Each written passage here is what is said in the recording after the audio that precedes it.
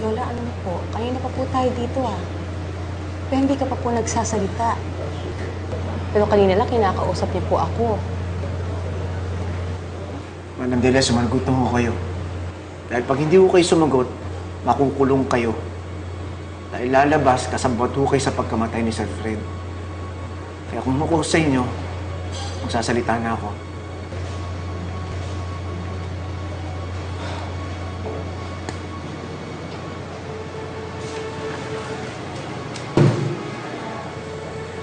Pero napakit mo dito. Kaya talaga magsalita bakit tayo magsalita? Baka talaga may tinatago yan.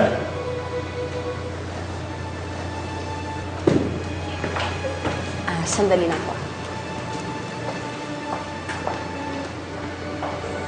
Alam kong matagal ka na nilbihan sa pamilya ni Fred. Malaki ang utang na loob mo sa kanya. Nabanggit nga niya sa akin nung mamamatay na yung asawa mo, binayaran niya yung dialysis.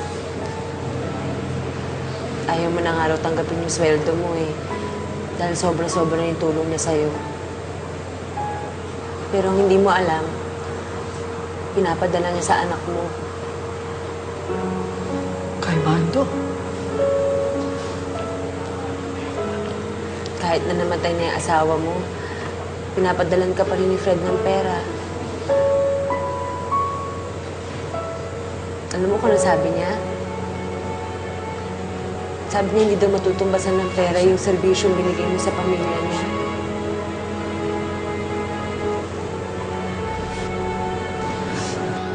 Manang Delia, manang ito na yung pagkakataon mo para suklian lahat ng mga kabutihan ni Fred sa inyo.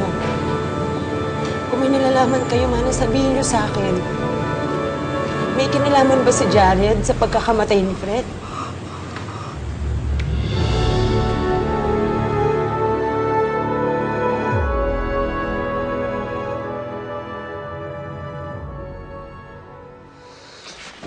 Dapat inilipat natin ang taguan si Manang Delia.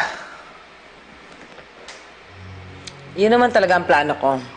Kaya lang, niwala tayong pambili ng ticket ng barko. Because we don't own anything in this house. I'm not gonna sell my jewels just for her. O so paano na to?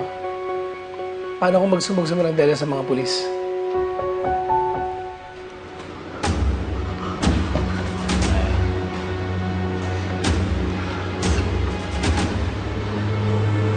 Mana, sagutin niyo ko. Si Jared ba yung pumatay kay Fred?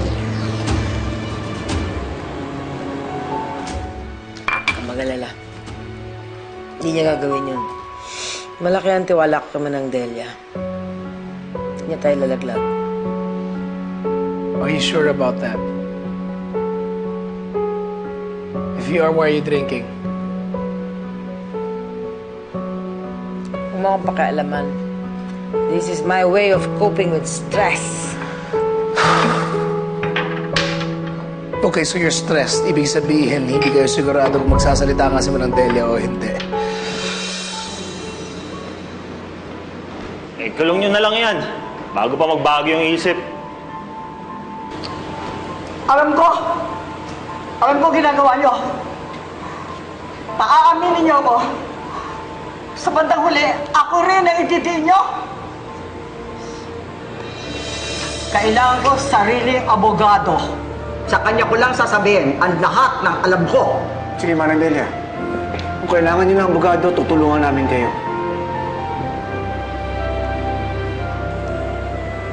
Manang, salamat po. Hindi kayo magsisisi, Manang. Alam nyo, kailangan natin ng makakain. Ating gabi na, wala pa tayong nagagawa dito.